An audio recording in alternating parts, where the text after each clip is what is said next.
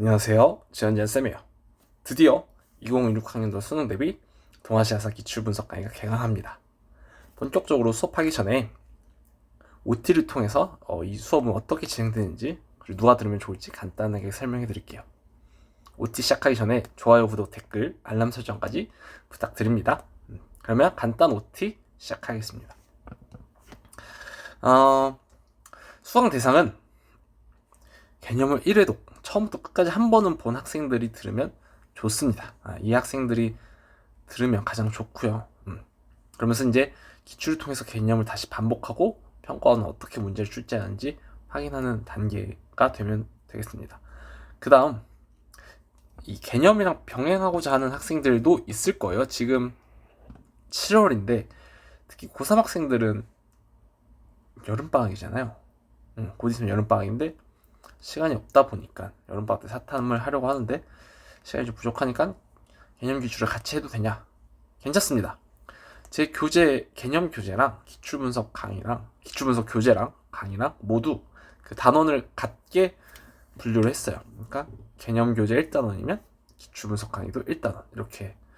동아시아사는 제가 총 14개 파트로 나눴잖아요. 14개 소단원으로 나눴는데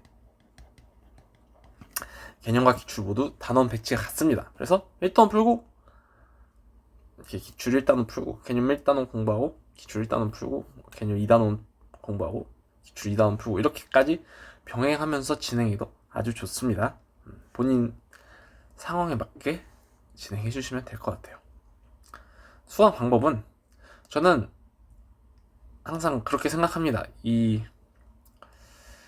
강의를 무조건 다 듣는 건 좋은 것 같지 않아요. 그리고 공부는 결국 책으로 스스로 공부하는 게 제일 효과가 좋다고 생각을 합니다. 그래서 제 해설지를 보면 제가 혼자서 공부할 수 있게끔 정말 꼼꼼하게 써놨거든요.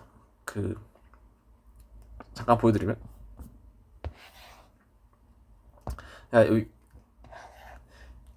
이 문제의 주제도 다 정리를 해줬고요.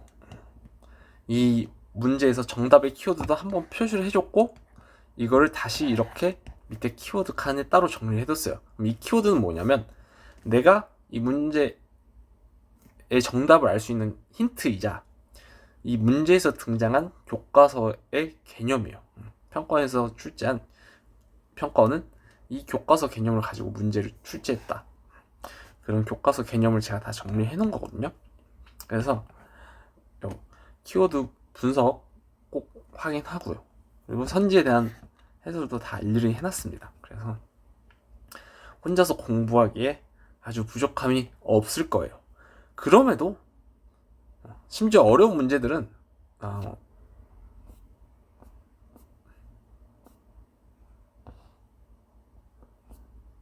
이렇게 문제 푸는 요령까지 설명을 해줬어요. 그리고 함정선지 피하는 법까지 다 추가를 해뒀습니다. 그래서 여러분들이 이 문제 하나를 풀 때 필요한 모든 요소들을 다 정리를 해놨거든요.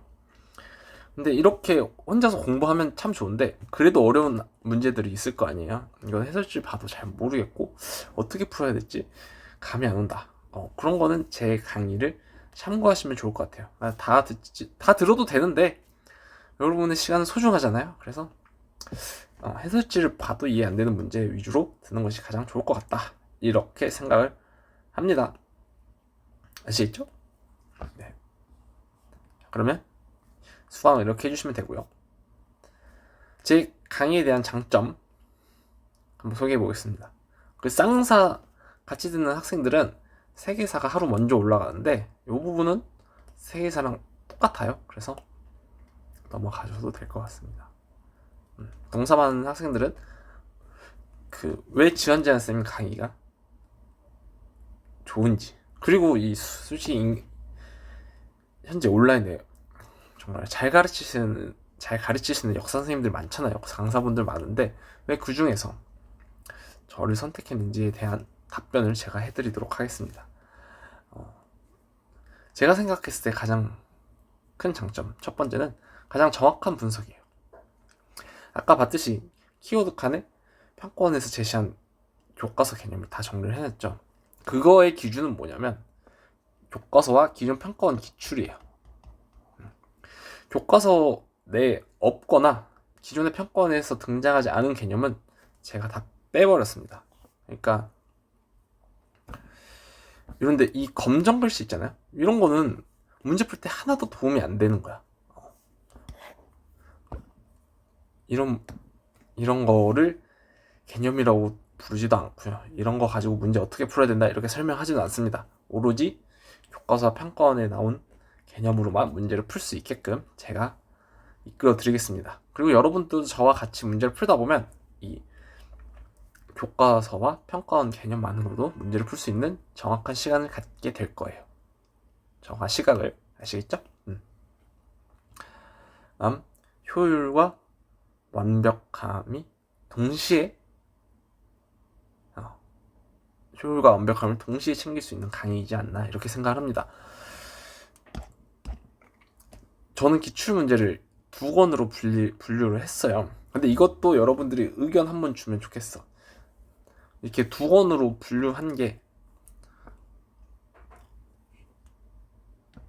이렇게 2권으로 분류는 하는데 이거를 하나로 합쳐줄지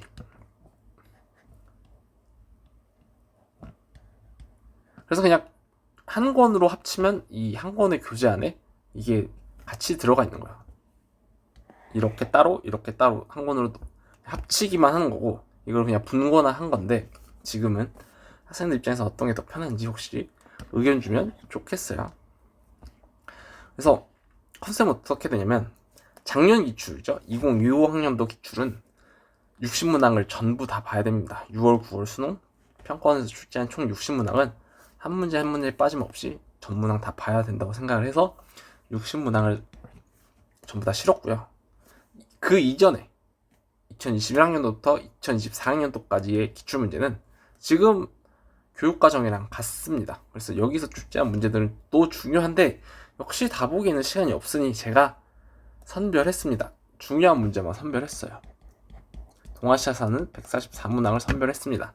그래서 어렵고 생소한 주제고 또 쉽더라도 꼭 풀어봐야 하는 주제들 이런 걸로 위주로 선별을 했으니까 요 204문항이면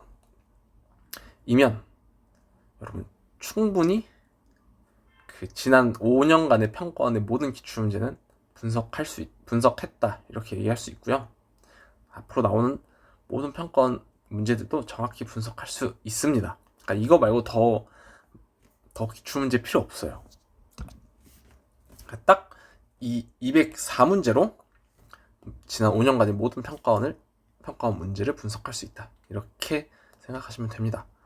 정말 적죠? 여러분 시중에 기출문제집들 많은데 그런 거를 비판할 그런 기출문제집들도 좋고 그런 비판할 생각은 아니지만 여러분 입장에서 살펴보면 막 700문제, 1000문제 가까이 이렇게 돼요. 막 두꺼운 거 있죠? 뭔지 말 안 해도 알죠? 제일 인기 많은 거. 근데 그런 거 있잖아. 1월부터 풀면 몰라. 지금부터 이거를 풀면 수능 전까지 다 풀 수 있을까요? 이게 첫 번째 의문이야. 다 풀 수 있을까? 게다가 이거를 푼다고 쳐봅시다. 지금 시간이 없으니까 지금 100며칠밖에 안 남았죠? 여러분이 급해서 그냥 이게 풀고 넘어간다고 찍고 넘어가. 이거네. 그러면 여러분들 이 문제를 그냥 풀기만 하는 거지 제대로 분석도 못하죠. 그리고 거기 너무 많은 문제도 있어. 또 필요 없는 교육청 모의고사 문제도 있어요. 그러니까 뭐가 중요한지 또 우선순위 구분도 잘 안 되죠. 그러니까 학습의 밀도가 떨어진다고 해야 되나? 그렇게 생각을 합니다. 그래서 차라리 200문제로 완벽하고 꼼꼼하게 평가원을 딱 정리하는 게 저는 효율적이라고 생각을 했습니다. 그렇게 생각을 하고요. 그래서 이거면 충분하다. 여러 번 반복하세요. 차라리 이거를. 아시겠죠?